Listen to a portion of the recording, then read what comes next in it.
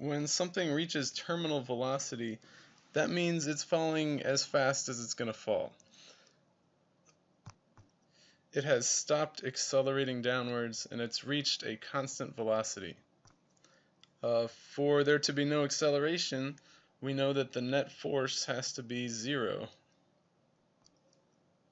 on the object, and that means that the downward force of gravity must be cancelled by the upward force of air resistance.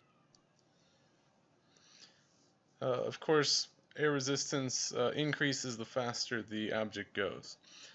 So say we had a big ball of aluminum foil here. That's what this is. And it's reached its terminal velocity. But now we're going to compact the aluminum foil down into a tiny little ball. There it is, right here. So did its mass change at all when we compacted it? No, therefore its gravity will still have the same magnitude. It'll still feel the same gravitational force downward. But it just got smaller and more streamlined. It's going to have less air resistance at what was previously its terminal velocity. So now it can fall faster and faster until it gets fast enough so that the air resistance does again match the force of gravity. And that would be its new faster terminal velocity. So objects that are more dense tend to have a faster terminal velocity.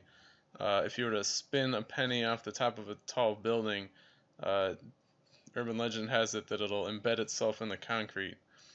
But that might not be true. But it would cause a lot of damage if it hit something, because it would have a high terminal velocity. So you've probably seen an action movie where somebody falls out of a plane or something, and then the hero jumps out after them and kind of does a streamlined dive where they make their body like a pencil to go faster. Well, that's probably realistic. They probably could catch up. Here's the situation. When somebody lies out flat, their terminal velocity is lower because they have more air resistance, more drag. So this guy, he's already going the terminal velocity. And then this guy, if he's going exactly the same speed,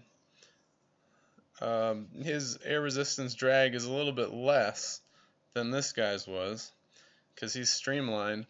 And if his therefore, if his gravitational force is more than the drag, then he's going to have a net force downward on him, and therefore his acceleration will be downward, and he'll get faster and faster until that drag force does match the, his weight, the force of gravity on him.